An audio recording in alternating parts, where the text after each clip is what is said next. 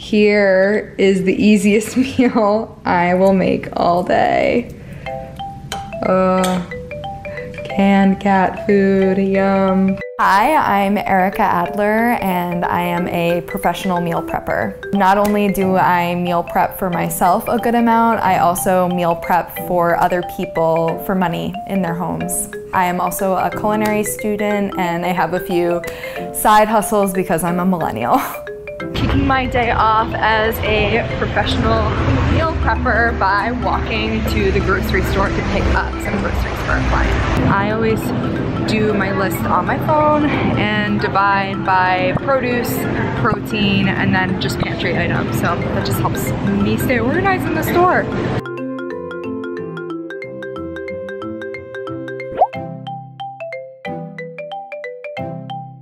Reusable bags or bust. A few things happen every single time I get to a client's house. Hair goes up, obviously. You don't want to get that in the food. Hands get washed. And then the last thing, I'm gonna check in the oven. Yeah. So before I turn the oven on, I always double check to make sure there's nothing in there so there are no mishaps. I have set up my little workstation, which is something I do at the start of every session. I have my cutting board, my knife, which I always bring from home with me. Yes, I carry a 10-inch knife around in my backpack with me almost at all times.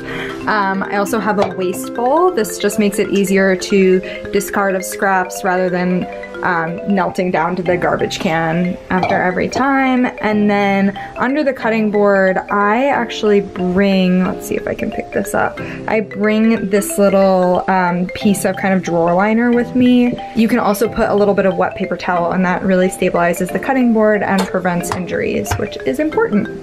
What I do before each session is also kind of write out an order of operations, and I actually list them and then I reorder them so that I am always roasting something, having something on the stove, and chopping at the same time. Because for professional meal prep, it's all about being efficient with your time, getting in and out of the client's house as quickly as possible, and in order to do that, you gotta be multitasking. And the first thing I'm gonna do is roast the spaghetti squash. Most people I see roasting a spaghetti squash cut it kind of lengthwise like this, and they end up with two long halves. But if you cut it the other way, which is what I'm gonna do, and you end up with these kind of two stout halves, you can see the spaghetti squash actually runs around the rim of the squash, and so you end up with nice long spaghetti noodles rather than kind of like short little noodles.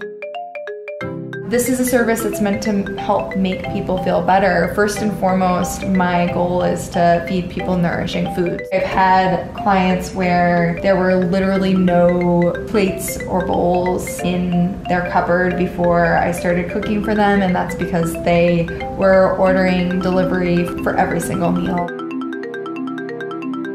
There are certain things that I really like for meal prep, and it's because they either reheat really nicely or they don't require reheating.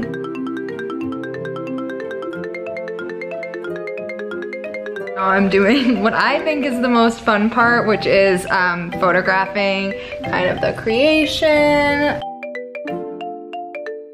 I think it's fun to just document and take a picture, and I usually post it to Instagram. I'm back in the kitchen to do my favorite part, my least favorite part, which is all of the cleanup. This is something that most personal and private chefs still do for themselves, is all the dishes for their clients. Gotta love a client with a little compost bin.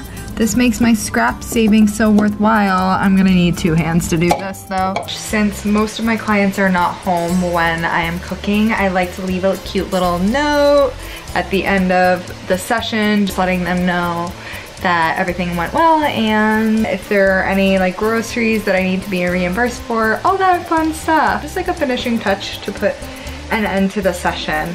Also, one of the perks of the job, she left me some beautiful flowers to take home.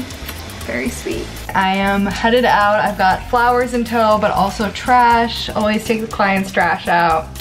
You gotta do it. My favorite part of coming home. Hi. I knew that I was gonna be ravenous when I got home, so I did a little tiny meal prep for myself last night.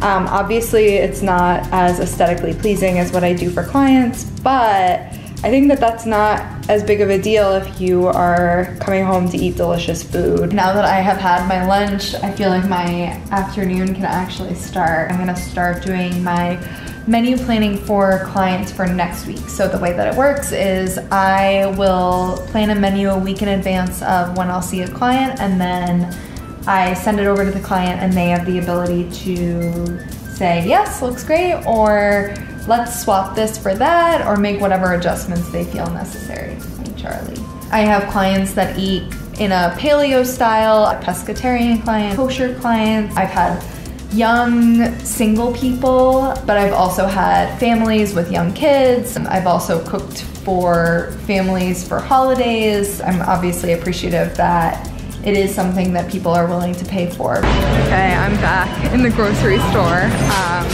Second time today, but that's nothing. I think that my record for daily trips is like 4 or 5. I'm happy to be here amongst the produce. I think that having like a beautiful composed meal in your refrigerator that's ready to go and is visually pleasing is nice, and I really enjoy being able to provide that service to people. But I think that if you can find 30 minutes here and there to just make larger quantities, you're meal prepping. It doesn't always have to be perfect and pretty. It can also just be what you can get to.